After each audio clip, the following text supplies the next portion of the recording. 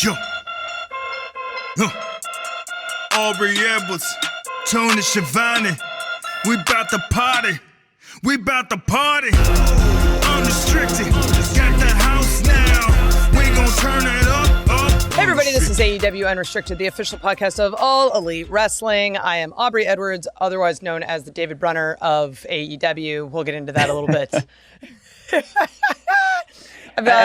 In addition to being a variety of other names, Aubrey, but they're all good. They're all good. They're all Yes, good. We'll get into that today. I'm very excited about this guest. First off, thank you again, Alex Abrahantes, for being here today.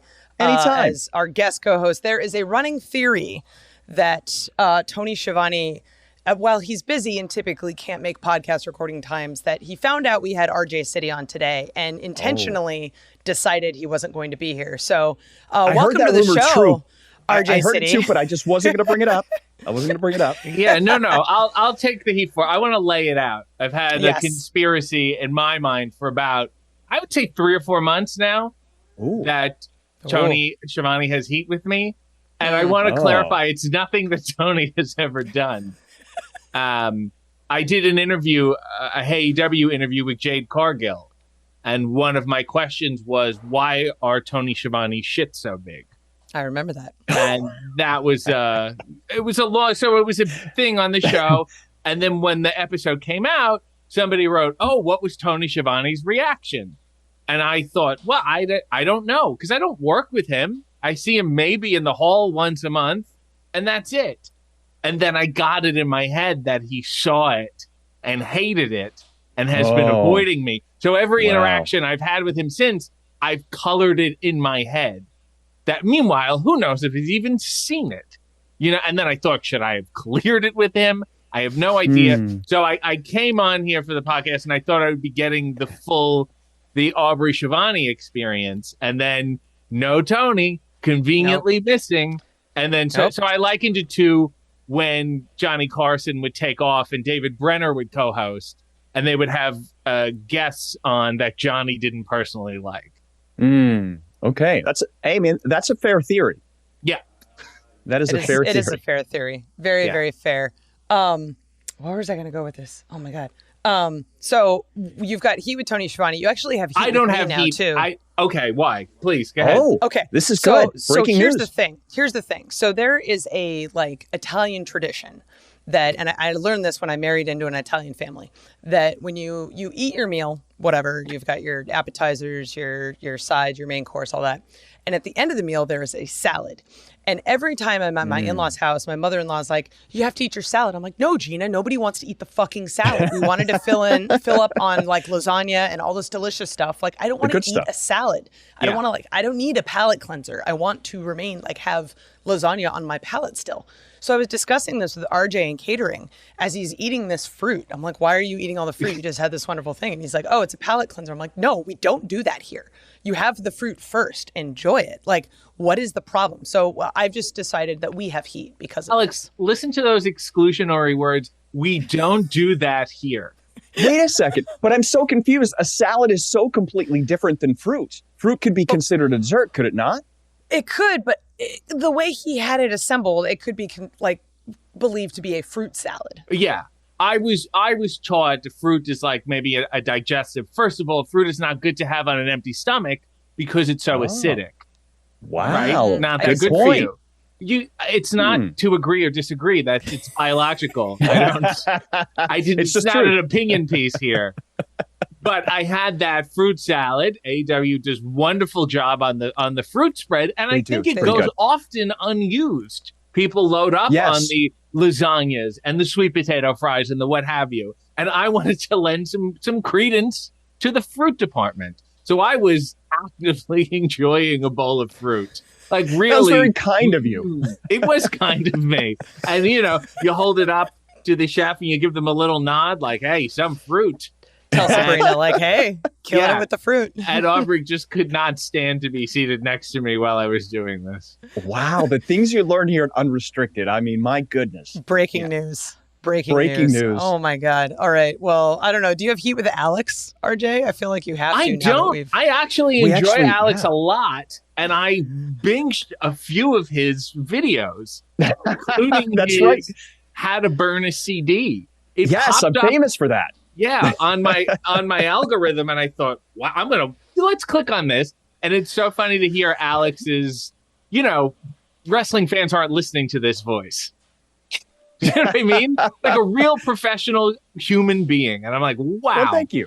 As opposed his to now. QVC voice. Yes.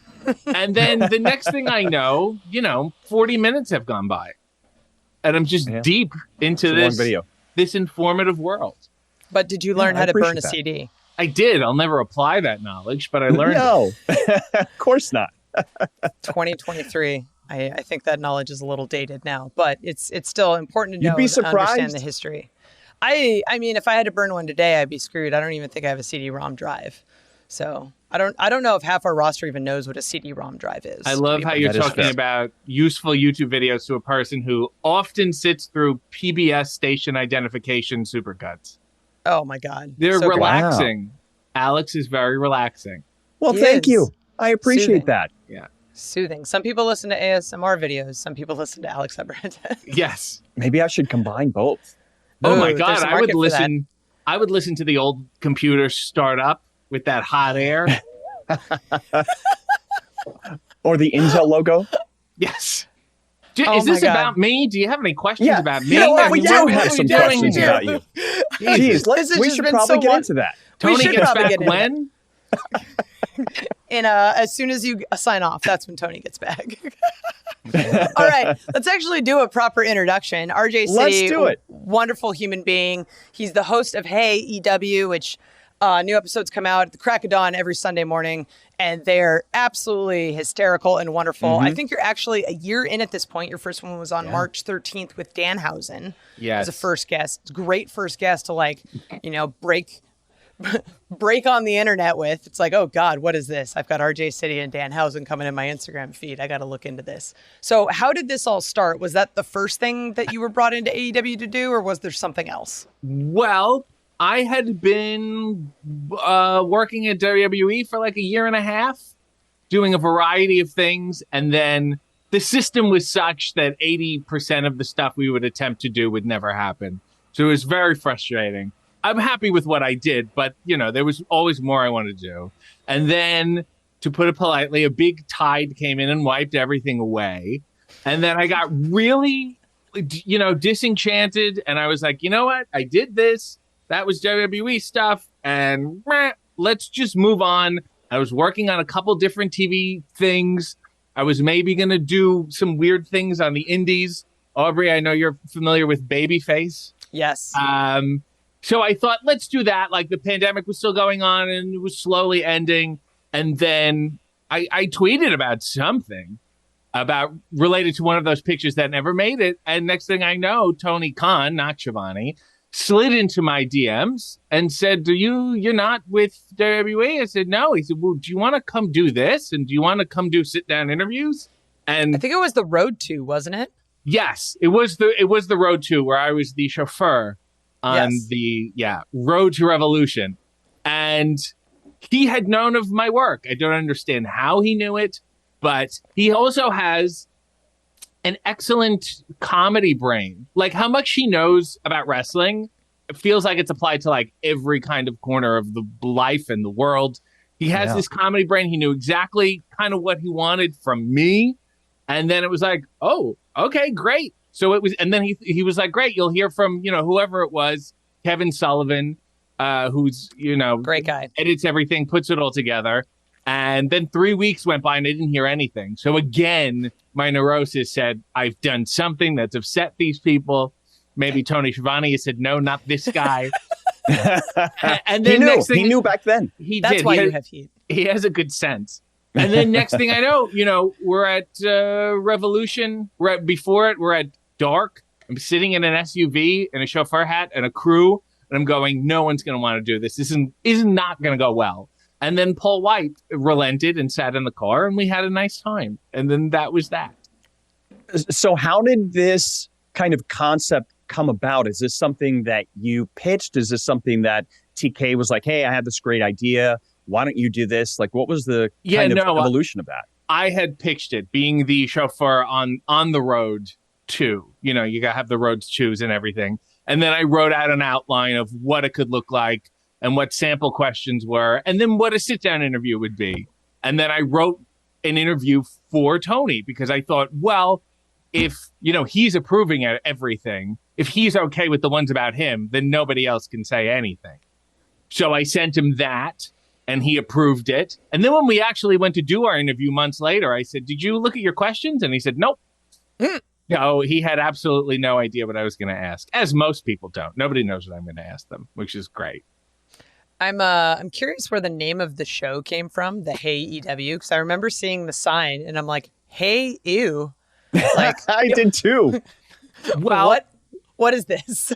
You have a habit of when you're brainstorming ideas, you don't worry about what's good or not. You're like, let's just get it out and on paper. So I made a list of really stupid names. And the first one was Hey EW. And here's a list of 10 names, and I sent them to Kevin Sullivan, and we had this big call, and I remember him saying, and I think everybody agrees the name of the show should be Hey EW. And I'm like, really? Are you guys sure about this?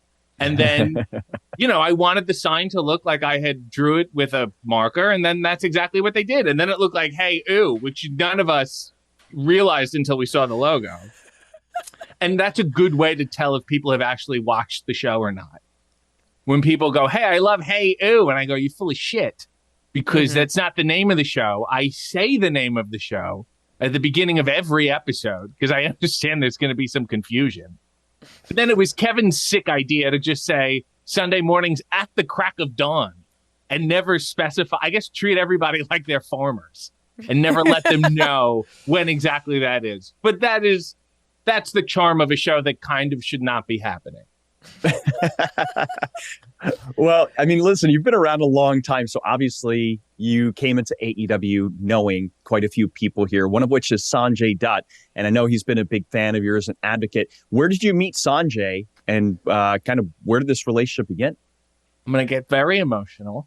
He sent me, one day he sent me a DM when I was on the indies, just plugging along.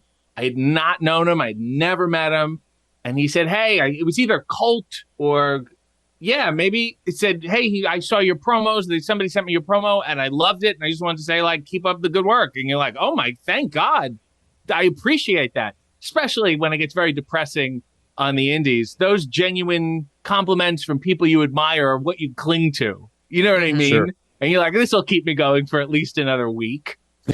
And I always appreciated that. And then after that, he tried to get me to work in 3 different places. And for whatever reason, I was always doing a lot of TV stuff too.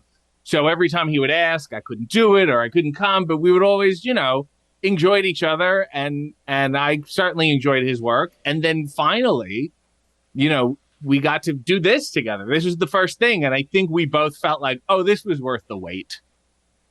It's significant enough, but also stupid enough. Yeah. In I feel a good like way, everyone's jaded enough that it works.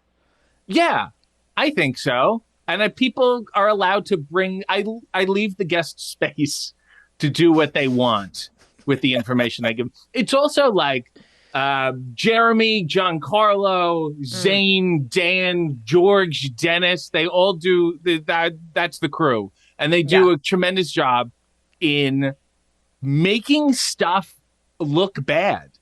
I can't tell you how hard, but it's seriously I've had that problem before when I say I need something to look bad and people don't understand because cameras are so nice, technology is so good now that it's hard to make stuff look genuinely bad. And, if you want to know how talented they are, they also do a lot of the promo packages and the backstage promos and the vignettes, and those look fantastic. So it's one thing to be great, but to be so good that you can undo your own greatness when it's asked for is just fantastic. That's a gift. I'm glad that you called out all of them because our production guys backstage do an incredible amount of work and don't get the love and recognition that they deserve. They're there first in the building. They're typically there super late night editing stuff constantly. They're waiting around for talent to show up so they can actually record a promo for whatever the hell it is they need. They're killing it. Yeah. They also have to deal with me emotionally because I get very vulnerable doing I've heard stuff. about that. Okay. Have people said this?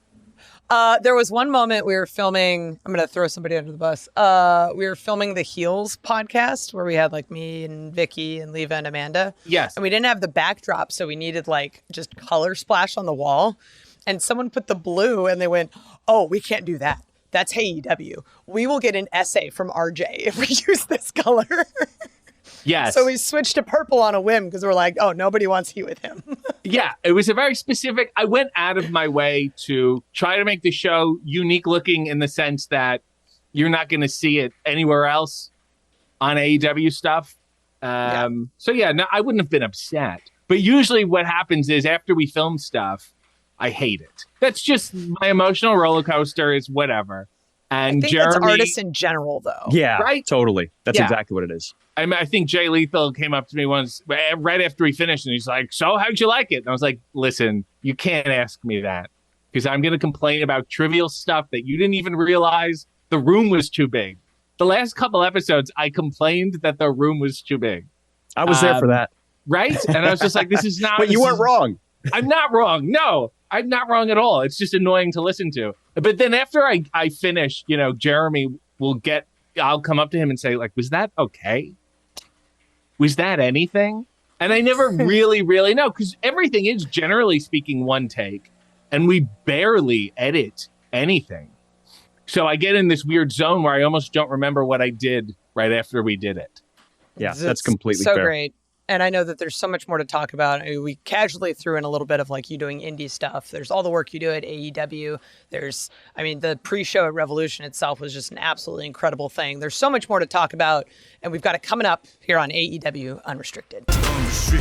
It's Alex and Aubrey back here at Unrestricted with the ever-talented RJ City. We've talked about so much, RJ, but let's bring it back a little bit. Bring it back a little bit. Yeah. Well, we learned about his enjoyment of fruit at catering and how that's acceptable. We learned that. I think this is really going to hook people and help promote. I think we're going to try it. Yeah. Yeah. This week at catering, I'm going to give it a shot. Yeah. They're not going to have enough fruit now, and that's going to be the problem. Yeah, we're going to have a fruit shortage. Yeah. It's all your fault. So let's back up a little bit, RJ, and talk about how you got into the business. A lot of folks may not know that you were a wrestler, or are you still a wrestler? We've got to ask you that question as well. So give us a little bit of background about how you got into wrestling. I never remember not wanting to get into wrestling ever. It was this and the Muppet Show, and they're the same thing, which is a point I've made a million times because it is also true. And then in Ontario, there was a commission, so I could not start training until I was 18. It was a whole thing. And I remember I found a guy in Maryland where my uncle lived named John Rambo, who was trained by like the Samoans. And he let me roll around, which was hilarious. I worked for Rambo. He was down in like Virginia? Yes. In that Holy Maryland. cow, what a small world. What a strange time. I think Max Caster wrestled for him once too. We should have a John Rambo tribute podcast. Not that he's dead, but still. And then when I got to Toronto when I was of age, I started training with a guy named Ruffy Silverstein, who was trained by the Hearts, and he was in like the original Team Canada. And then, that was it. I started wrestling. And do I still wrestle? Yes. I never stopped. There is an argument that maybe I don't even wrestle when I actually wrestle. I think my last match was in December. Listen, if somebody wants to pay me enough, sure. But I'm having a lot more fun and success not wrestling in wrestling, which probably tells you how good my wrestling was. I don't think it's necessarily how good your wrestling was. I think it's part of it, like how much your character connected with the audience that people wanted to see more of you. Right. It's not just necessarily in the ring, right? Yes. And also some of my ideas were a little too outside the box where they became difficult to work into on a wrestling show without upending the entire show. Like treating my entrance like it was a sitcom audience warm-up thing and making the fans do it over and over again. I thought that was really, really funny. That's great. Having a script for the match and halfway through the match say you're not following this script here. Really concept breaking stuff which, you know, for me is fine, but I understand how it won't work for everyone. So I ended up being very much a in my own sandbox type of thing, which is great. It's totally fine. I understand it, and I'm not upset about it. So there's a... Go ahead. Keep going. Sorry. No, please. I insist. I was going to say we actually have fan questions later, but there's one now that kind of fits nicely from Jeff Minaglia. You chose Leslie Gore's "You Don't Own Me" as your theme for the Indies. Yes. What was your reasoning behind that? Well, I had always been a fan of the song because it was featured so prominently in the First Wives Club. I remember watching that as a kid and being so empowered by it, even though I was not the target demo at all. And then I started listening to it, and I was very big on, like, there's so much wrestling.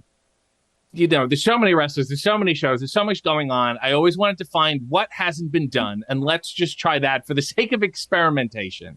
And that was a song that I had not heard yet in wrestling. And it was great. It had a very distinct sound. It felt very me. I would come out to a Leslie Gore song, you know, and then it felt really nice to come out to. But I also, you know, being in my own sandbox, as hard as it is, it also built up a lot of trust that I can handle my own thing. And, you know, for good or for bad, AEW content-wise is up to me. All the notes are mine. No one looks at them. No one gives me any. I just remember, you know, the 4th episode maybe is Eddie Kingston. And to be uncouth, I made a fisting joke. And I thought, you know what? I'm going to get a phone call. And that's it. I'm prepared to take the heat. Like, let me find the boundaries of these people. And it went out undetected. Not even undetected, but I guess it was okay. And I was like, all right. Fine. We've since mentioned, like, I don't know, Robert Blake and Genghis Khan, and not that it's the goal to do that, but it's nice to have the freedom to, if I deem it necessary. Now, where did this necessary? Yeah. Where did this fascination of kind of old school Hollywood kind of come about? I blame my grandmother. She would say, "You need to watch The Nutty Professor. You need to watch Abbott and Costello." And I would watch it as a kid and assume everyone else had watched it too. Why wouldn't they? You know? And then, you know, none of my friends would have seen it. Then I end up talking to their parents and grandparents. And then it came out of that. And it is also a world that does not seem to exist anymore. They're very mystical, like Bigfoot or the Loch Ness Monster, in the sense that, you know, movies and TV was so mysterious. Now everyone does it, and you have a phone, and we can all do the exact same thing. But back then, it was like, "Ooh, Don Knotts! Like, what does he do all day?" So that's always like a point of curiosity. What's he tweeting? Yes. What's old is new again. I love it. It's really really great. My other thing is also I've learned that being timely doesn't always work. That's like the best way to come off dated. Is if, like, usually we film 4 episodes in a row, so we'll have stuff that won't come out until a month later. And if I make a joke about something that just happened, then it feels really old when it comes out. But Don Knotts will always be old, whether it's now or a month later. So that seems to work in my favor, too. It does work. I like that. One of the things I want to talk about, because I absolutely loved this documentary, the You Cannot Kill David Arquette. Oof. And you had a big role off screen and on the screen. Can you talk about that a little bit? Yes, there is no embargo on it. I was set up. David's old writing partner was a fan of mine in Toronto. He would go to the indie shows, and David was looking to get back into wrestling, and Ben is his name, said, "You got to talk to RJ." So I followed him on Twitter. And then it turned into this whole thing. And I was brought in to just kind of be a consultant and kind of help him with maybe his gimmick, which he didn't have and still doesn't have. And then they all said, no, I think you should, wrestle me. I think this should be the first match. And I was like, okay, great. That worked. And then the documentary is frustrating for me to watch because they filmed for like 2 years. So you can't capture everything. And I don't think people can appreciate how much he did when the cameras weren't there. Like, he would just go to indie shows, and we would team together after we wrestled. We were this odd couple tag team, and he would show up, and I'd say, "Where's the crew?" And he says, "No crew. I wanted to wrestle." He was obsessed with, earning the respect of these people. Wrong business to look for respect, but that's a story for another day. And he was just so good to everybody, and he would give so much stuff away for free and always try to pay for dinner for the boys, and just really aggressively nice. And he's still doing well. He's still alive. Thank goodness for that. Yeah, you can't. As the documentary says. Where can you see the documentary, by the way? That's a great question. I think you can buy it on YouTube. I usually, wherever documentaries are, I don't know the logistics of it, but maybe I think I Netflix. watched it on a plane. I think it's on Netflix or something. Look, just buy a ticket for a plane. Give yourself maybe an hour and a half, 2 hours, and you should be able to see it. That's good to know. That's fantastic. So I got to ask you about this. RJ makes coffee in his underwear. How did this come about? And how did you get Steve Austin on it? Well, it came about because I was not doing anything. I was very dejected with what was going on, or the lack of what was going on. There was another wrestling company that had offered me a contract, and we were way too far apart, so I declined it. And I thought, is that all there is? And then I thought, well, whatever, I'm just going to do my own stuff. Everyone was streaming and doing dumb stuff anyway. So I tweeted out that I was going to stream me making coffee in my underwear. And Tommy Dreamer commented on it and said, you might as well. Everyone's doing, stupid stuff anyway. Why not? And I said, okay, I'm just going to do one. And I've since been doing it for the past 4 years, and it sounds more sexual than it is. There's the hook of it being in my underwear is like, whatever. It sounds like one thing, but then within minutes, we're talking about the Bosnian War or something. And we've totally veered off.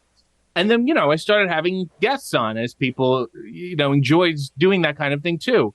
And the way I got Steve Austin was me and David did his podcast, which has since been removed from the internet. So it's now this lost podcast. I guess he had to take his stuff off for whatever. I'm not going to get into his legal issues or whatever. But it's a shame because we brought him a cherry pie. And at the end of it, we sat around talking for an hour. We had a really good time. And I said, look, I'm going to ask you to do something. And if you don't want to do it, feel free to tell me to go fuck myself. And he said, and he knew what I wanted to do. And he said, okay, let's do it. And I believe I'm the only show in history to have both Steve Austin and Mario Cantone as guests. What a combination. Wow. Yeah. That is quite the bullet point, sir. Very proud of that distinction. Oh, I love it. I want to go back to AEW a little bit and talk more about kind of how, because you have so much freedom and you've sort of mentioned that at this point, you don't let the guests know at all what they're getting asked about, right? If they want to, I mean, I guess, sure. Some people have asked or said but more often than not, and I always admire the guest because without them trust falling into it, none of it would be possible. Most people don't have any. I always ask them, like, is there anything? Are you good or whatever? And I would say certainly there are some personal areas that I try to clear with people, but more often than not, people trust that even if I go into those areas, I do it the right way, I guess. They know I'm not necessarily out to get them. And then they also have the freedom. I'm not telling them to say anything either. So if they didn't like it and they wanted to call me out for not liking it, I don't think I'd mind. Is filming the show different now that it's been out for a year and people are sort of familiar with it? Because I know early on the concept would be very much like, I have no idea what I'm doing and something's going to happen. But now everyone knows, like when they see you around and you're filming AEW, it's like, oh, okay, we kind of get an idea of what it is. Well, my first guests that I had were people like Danhausen, who obviously we worked together a bunch before this, and Eddie Kingston and Mark Henry. They all knew my stuff.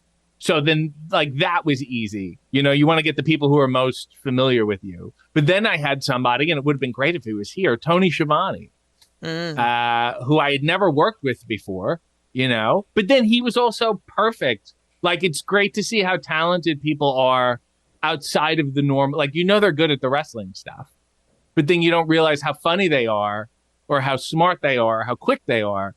Arn Anderson is another example. So that is a guy that was great. who, is just a business-minded person who wants to help. And if you ask me to do something, I'm going to do it to the best of my ability. So he said yes. And then allegedly, because I'd never spoken to him before, he saw Mark Henry right before he went out to come in to do it. And he said, what is this YouTube shit thing I have to do? And then Mark was sweet enough to say, you're going to enjoy yourself, just have a nice time. And then he came in and shook my hand and sat down. And like, what you see is just exactly what happened.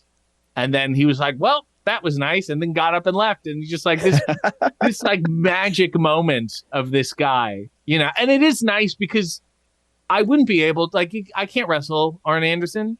You know what I mean? But now we get to have this like unique moment together. I don't know how he feels about it. He probably just totally put it out of his head. I'm sure Jim Ross has. I would like to, next time you get Jim Ross on, just please ask him how he enjoyed himself.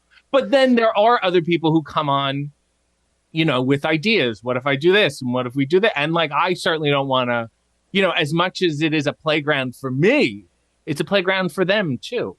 We're going to go away and do some business with America, and we'll be right back after this. Perfect. This is AEW Unrestricted, and I can't throw to commercial the same way that RJ City does, so I might as well just retire now. Can. Yep. I don't think anybody can. We've got Aubrey and Alex here having a wonderful conversation with RJ, just talking about all of his wonderful projects at AEW, kind of his influences, stuff he's done outside of AEW, a little bit of wrestling thrown in there because, we are a wrestling company. Isn't there enough wrestling going on? There is enough wrestling. We're on every night of the week. Let's watch. Some people always ask, like, when are you going to wrestle for AEW? And I'm like, do they not have enough of the best wrestlers in the world? Like 200 people. Like, what do you think I'm going to add to this? They have these like amazing matches every single week. And what am I going to just poke my head in? Are you out of your mind? Leave me alone. Save me the embarrassment. Oh my God. And on top of that, like, if you're not bumping, you can do whatever it is you're doing for longer. So. Well, I don't bump no matter what. But I do. It is a point of pride to hear. And the joke is that AEW is a wife show. Because I've always heard my wife hates wrestling, but she loves AEW. And that's, my goal, where it's like, you've got all the great wrestling stuff covered. Let's do something totally different. And if we can grab other people too and be a weird gateway, for people who might, I always think wrestling can be framed in a better, smarter way because it is fantastic. You know what I mean? It's wonderful. Yeah. There's niches in every facet of the world that you can kind of bring in. So that's a great idea. Yeah. I like it a lot. Small goal. I love it. We got a lot of fan questions because you're quite popular on the internet. I don't know if you knew this or not. Yeah, on the internet. On the internet. We have a question from Emmanuel Alejandro. What are the numerous celebrity influences that make up RJ City? Oh my God, so much. High atop the list is Jerry Lewis. Not only on camera, but the person. What an asshole he was. What a difficult, inappropriate person. And I just am constantly fascinated by him. Van Johnson, which is a very old one, for the same reason. SCTV, Billy Crystal, Christopher Guest, all that stuff. But I also, especially when I'm doing these interviews, I like to go straight to the source of bad interviews. There's Lita Powell Drake. If you've ever seen, she's wearing a tracksuit and she's like hitting on Gene Hackman. You may have seen this, the popular clip. There's her. There's Skippy Lowe, who's a horrible interviewer. There was a guy named Tom Labrie who had a waterbed company, and he had a late night talk show where he had and he's not an equipped interviewer. And I just am fascinated by these people. So I'm a sick YouTube wormhole. These are painful things, but yet I enjoy them so much. Oh my God. So I've got a good one here from AM Buxa. I believe I pronounced that correctly. So what's your favorite thing about working at AEW, and why is it Renee Paquette? Oh, wow. It really does bother me because I've been here over a year now. Where is my graphic? What are we doing? Renee waltzes in. They had the graphic before she walked in the door. What seniority system is going on here? What backroom deals was she making? Perhaps Shivani had something to do with it. I'm just putting it out there. Yeah, I know. They're giving these graphics away like they're candy. I've been turning it out every week. What's going on? I will have Tony Khan back on AEW, and I absolutely plan on asking him this question. Oh, you should start with that. Yes. He was like, I want to come back on. I was like, great. And then I just now have a list of grievances, which he'll have to address. But no, don't be fooled. As nice as Renee is on camera, she's very cunning behind the scenes. Ooh. Yeah. Uh-oh. I know you did a New Year's episode of AEW with Paul White where you're in the bed and whatnot. I feel like the next Tony Khan one, you have a Festivus episode where you have your poll and your airing of grievances. Yes, I would love that. And I would love to do it in April or something, It's just Festivus all year round. There we go. Yes, I have grievances no season. That's right. They're all year long. Right, exactly. It's like the people that leave their Christmas decorations up all year round. It's like, good, do it. Let's do that with every holiday. My own personal hell is no matter how much I don't like Renee, people like seeing us together. So my understanding you do have is that chemistry. Yeah, it works. You're like maybe peanut butter and jelly. It's the friction. But if peanut butter and jelly hated each other, okay, yeah, I like that. Yeah. All right, very interesting question from Patrick. If RJ City was tasked with putting together a faction based on Frasier, which wrestlers would he choose? Why would I choose wrestlers where I could pick BB Newirth and David Hyde Pierce? Who would I pick? Frasier. Who's intellectual? Who likes talking about psychology? Maybe a Bryan Danielson. Oh, yeah. Him being from Seattle. Right? I think that would be a good start. And then maybe complexion-wise, I'd go with Saraya. I think to capture the BB Newirth-ishness, I'd have to coach her a little. It would be like a My Fair Lady kind of thing. But I think we could get there. It could work. Then I think it would be a good idea to have, ornery Arn Anderson sitting in the recliner. Oh, with his Glock? Yeah, sure. In hand, of course. Yeah. So let's move on here because National Scissoring Day has a great question here. If you were allowed one co-host of AEW, who would it be? Oh, wow. One co-host would probably... This is a wonderful question.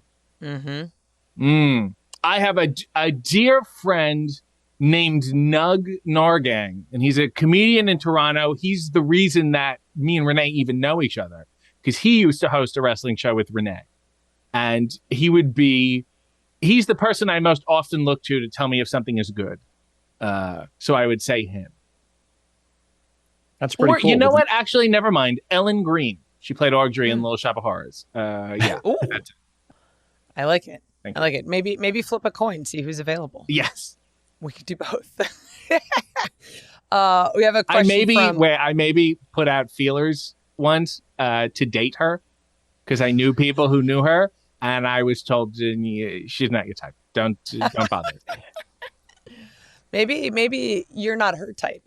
Who knows? I don't think they sent her my Instagram or anything. They're just like, no, dude, we're not even gonna. Whatever. No, we don't want this circus. Not my circus, not my monkeys. We have a question from Werschneffner. Of course you do. Misty Schneffner. Schneffner. How many HR complaints did you file over your personal space being violated during the Revolution pre-show? So the Revolution pre-show was very weird. It was like a live rehearsal for everybody. We had not done something like that before, and it was excellent. Thank you. I think the next one will be better. It was hard because, I'm in my ear. I can also hear myself in the mic, but then I hear myself coming through the arena echo too, because we're right backstage. And then it was hard to hear the person next to me, and it was hard for them to hear me. So we had to be unusually close to each other. But, I mean, when it's someone like a Daddy Magic or a Will Hobbs or an Adam Cole, who, again, I will say smells great, you don't mind being that close. Well, that's always good to know. Let's go back to a question about your Canadian roots here, because Wrestling Rob has a good one. You send one Canadian snack to a random person. What do you send? Ooh. Canadian snacks are just like appropriated British snacks, really. I'm trying to think of what's uniquely Canadian. Poutine is horrendous. Beaver tails are horrendous. I would send them Orbits. Orbits was do you remember this? One of you must. Aubrey, they were gelatin balls floating in soda. Yeah. It was gross. It was like an early bubble tea. And it was supposed to be a big hit, and it was such a flop that it sunk the company that put them out. Yeah, but if I see that, I'm immediately taken back to like 1995. So that's what I would send people. I thought you'd go all dressed chips. It's a lot on the mouth. There's too much salt. It like burns my lips. You have to be ready for it. You do have to be ready, but it's delicious. It is. I've learned that Canada has an assortment of flavors of Kit Kat that are not available in America. Mm-hmm. Yeah. There's like a tiramisu. There's a cheesecake. There's caramel. It's wacky. All right. Isn't it some stuff? Don't you just want tiramisu? Like, have a Kit Kat and have like. Why am I longing for a tiramisu? Yeah, have the thing that you want. Have the thing. All right. So we've got a couple rapid fire questions. Ooh. I don't want you to think about it. I want you to just answer. Okay. All right. Daniel Ruiz, rank the Golden Girls from best to worst. Okay. Dorothy. I don't think that's hard. Then Blanche.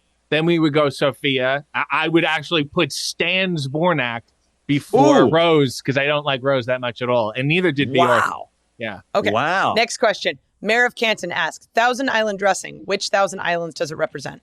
The Thousand Islands that are in upstate New York. I suggest that person get a map. Next question. Next question from David Williams. Best sci-fi sitcom, Out of This World or Small Wonder? Small Wonder.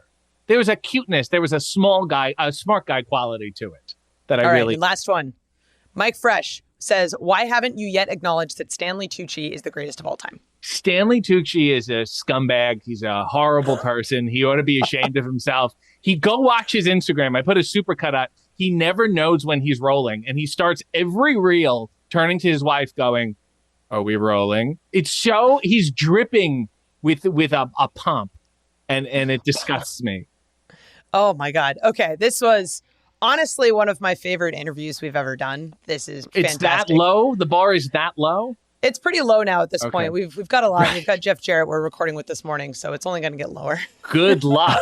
Jeez. I know. I love those long pauses where just Memphis flashes before his eyes. Oh my God. That whole thing. Oh, fuck. All right. Well, this was absolutely wonderful. Thank you so much for joining us today. If you don't already follow RJ on Twitter, you're doing yourself a disservice. Please do. RJ City 1. And then on Instagram, RJ City, you can watch episodes of Hey EW every Sunday morning on YouTube at the crack of dawn. You can listen and follow this podcast, all of your favorite podcast platforms. New episodes Thursday, videos on YouTube on Mondays. And we've got, Dark Elevation on Monday. We've got Dark on Tuesday. We've got Dynamite Wednesday. We've got the Rampage Friday. We have so many shows I can't even keep track now. We're doing house shows now. It's awesome. It's great. And of course, this is my wonderful guest co-host, Alex Abrahantes. Thank you again for joining me. And thank you all for listening to AEW Unrestricted.